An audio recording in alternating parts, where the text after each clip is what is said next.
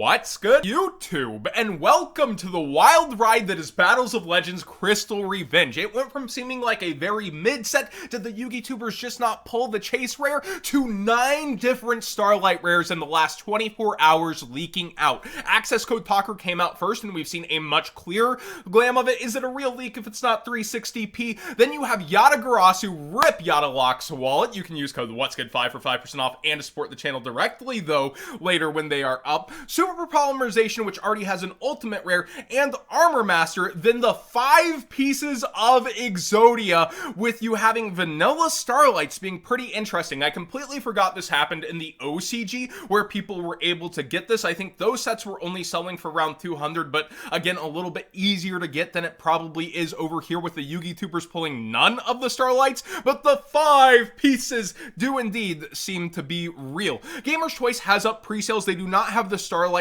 up yet, at least at the time of recording, and only 3 cards are above $10 in their estimated value pull chop up. I do think that's pretty realistic, but I think one of them are kind of wrong despite the anticipation for it.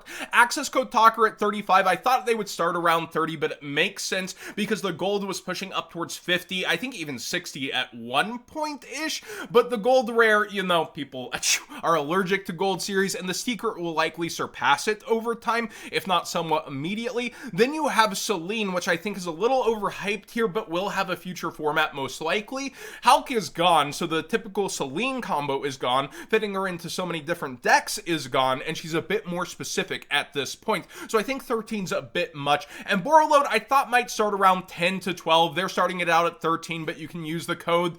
I do like it. It's already coming in Prismatic Secret Rare out of the Megatins, though, so regular Secret, not really max rarity or argued for it. I still like the card, but I thought it would start out just a hair cheaper. What I am most excited for is the Secret Rare Toon stuff here. I think it will age well. While I'm not a financial advisor channel, I don't know the future Konami reprints or how things necessarily will go. I thought Toon Blackluster Soldier would actually start out where Celine is, because it's pretty anticipated. It's gone up in price over time, and while Toon Chaos was shorted, it was allocated to vendors. They didn't get their full allotments twice, including on the unlimited versions. I think a lot of people have been waiting for the Toon stuff, and if Toon Kingdom's history is, you know, any indication of how Toon stuff can go, with only 2 printings, unless they reprint them into the ground, these secret rares will likely age well for a bit as mid-max rarity under the collector rares. You have Toon Flip Page, you have Toon Blackluster Soldier, and you have Bookmark, all around $7, and the entire core at 55. That does feel a bit cheap to me, but we will see how it goes. Also, the G Golem stuff I think is pretty good, probably underrated, and that deck core is only $10. That's pretty wild.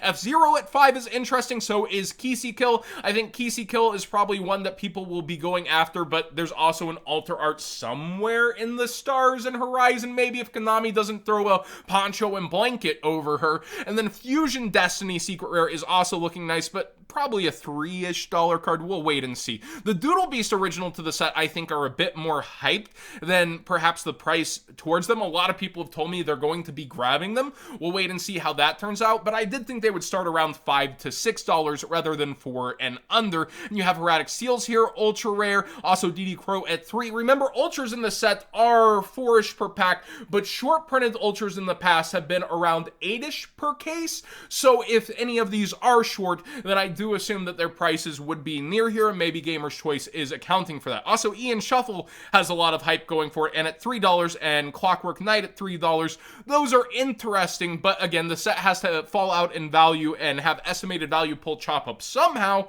and that's going to be interesting to see how it actually does stack up week 1. Like Tyranno being $2, I feel like is a bit cheap for a hype original to the card set, and you also do have the Ninja Shadow Mosquito. I think people are looking forward to for Sprite at just $2, but Sprite's falling off versus tier limit.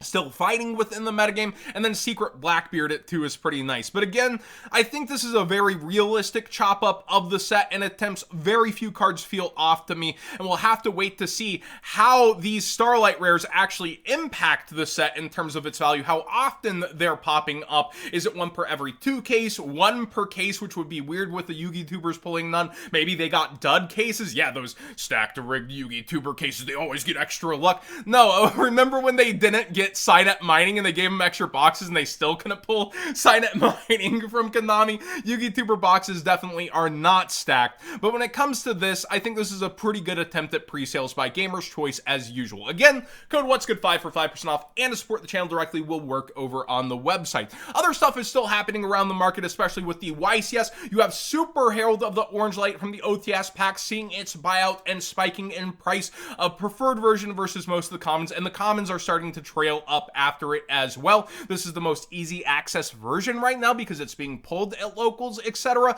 But yeah, it still looks nicer than a lot of the past versions. Mass Change 2 has a baby bump of like $1 for its ultra rare out of Ghost from the past, the OG one. Cody Angeloff was on this, I believe, and Summoning Dark Law and people, and it quickly goes towards $4 on this front page. So it is starting to see a bit of a spike because people don't like gold rare, and the other version you'd be stuck playing as a common, but all of these are like market price $1.50 plus, so the ultra probably should have been sneaking up for some time now. Nimble Angler has another huge spike as it's the way to play Sprite, and you play that with Nimble Beaver, of course. This card going back $11, $12, be sure you've been picking it out of your bulk, but also a common that might be worth way more than you thought it was. Looking at Nimble Beaver though, which you play alongside it, the super rares are almost the same price as the common out of the new OTS pack, so if you're getting this card and grabbing this engine, just probably go super rare right now for your value. They're only $3 and most of the commons are 2-ish. Ghost Sister and Spooky Dogwood has been played a lot for time. People are using the time rules to their advantage a lot in modern gameplay, and the first edition is through the roof towards $40 when the market price was slowly going up here. It had spiked before, spiked again, so you have another kind of double up in terms of how people are trying to price it right now. And Ghost Reaper and Winter's Cherries is also seeing play because we're in a tier 0 format, the tier limit pun. But when it comes to it, it really is seeing play right now. So the ulti was kind of nosediving and it's taking a turn back up. It was down towards 50, even selling in the 40s, and now the lowest is 55 before 56 as people are going after that. You can even see the sales down here, 48, 49, even 44 originally down there. The Secret Rare First Edition really isn't moving all that much since the attention is on the Ultimate, so if you want a nice version, First Edition OGs are just $10, and usually when this is getting hyped, these spike up towards 20, 25. So if you're believing in this card, you're playing in this card, $10 gets you a nice version, but there's many different budget options because this has been reprinted into the ground, and you got plenty of, cheap options that are like $1 or under if you just want access to the card. Yoko the Graceful Mayakashi is going up mainly because it also wasn't reprinted when I was doing all the this missed a reprint, that missed a reprint, and spiked the other market watch. I missed this one, and it is up towards $7, $8 before it's quickly 24. That's just ridiculous. And then I wanted to cover Maven since we're talking pre-sales. Maven's very few cards went on pre-sales. I think it's evenly matched. Imperm, Talents is hanging in, and then all of the Pharaoh rares. Imperm's kind of going up pretty fast right now versus what it was at. I think it pre-sold around $4 or something like that. And you can see it is starting to sell pretty consistently around $6, $7 plus dollars.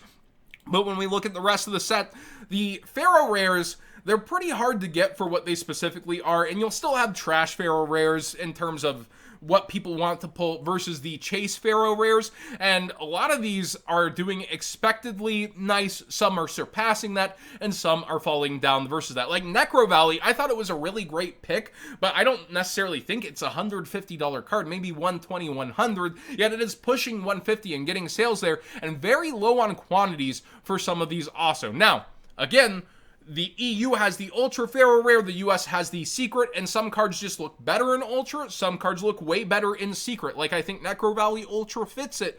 Personally, Gold Sark Ultra fits it, but then, like, Secret looks so good on Blue Eyes and Dark Magician Girl.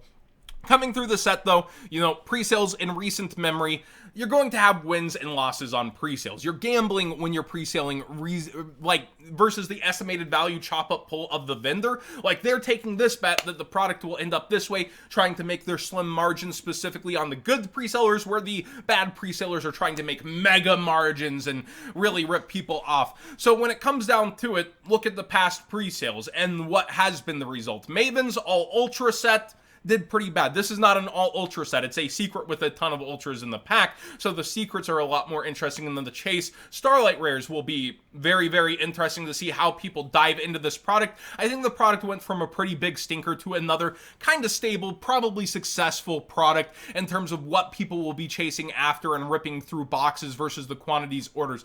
People are always scared to order Battles of Legend, even though we have not had a single failed year of it. Brothers of Legend comes pretty close, and I wish they didn't do the pun with the name, but it's been falling out somewhat consistently. And here we have a set that was poised to be really mid, but these Starlight rares give a reason to case dive on that, right? But you see from the prices, there wasn't a reprint that really goes, yeah, you made your box back on just this. You're chasing after the Starlight rares if you're diving into the sealed, so I personally would only be going for the sealed to keep it sealed. Look at the prices, look at what a box is, look at what you can get versus what you're after. An entire Toon deck core is less than a box right now on pre-sales, so do use that noggin.